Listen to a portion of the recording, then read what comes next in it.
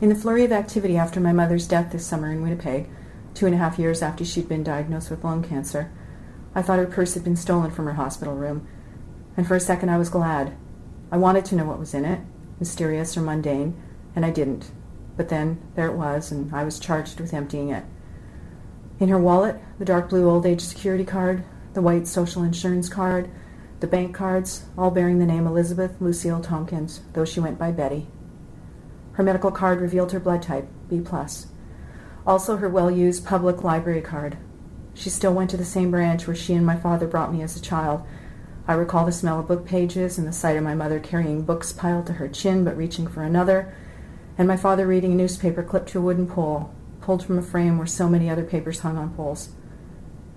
There was tea. She always had tea, always wanted tea.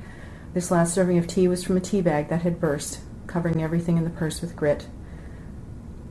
There were also 2 small notebooks. In them I found lists of books and names of authors and figures in history, the latest entries in a lifetime reading list that covered wartime Europe, Israel, ancient Egypt, the United Kingdom.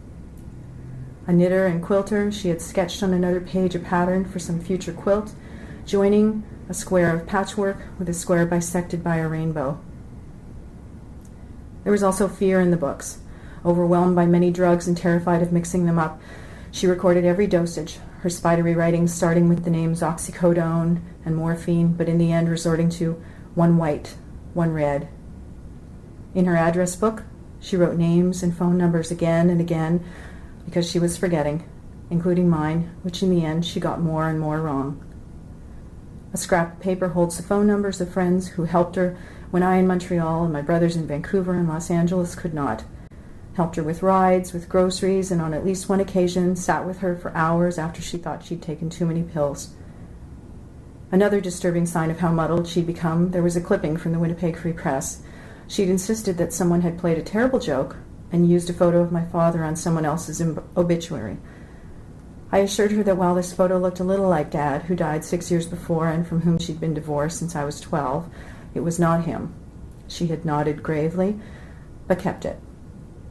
There was also the pin cushion, a pin booklet really, made for my mother by a sewing friend and holding maybe a dozen pins and needles.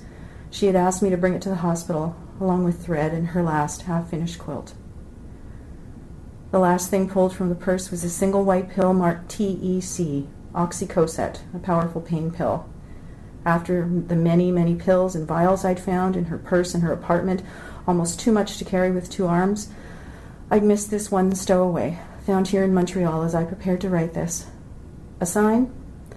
1 purse, 1 life, many signs. Pain, but also comfort, knowledge, beauty, and friendship.